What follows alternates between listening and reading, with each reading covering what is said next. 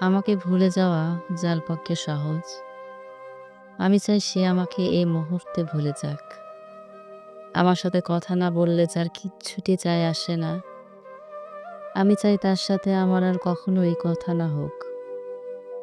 আমার অভাব যাকে বিচলিত করে না, যারা আমাকে ছাড়া দিব্যি চলে যায়, আমি চাই তার জীবনে আমার অনুপস্থিতি শ্বাসরুদ্ধ হোক।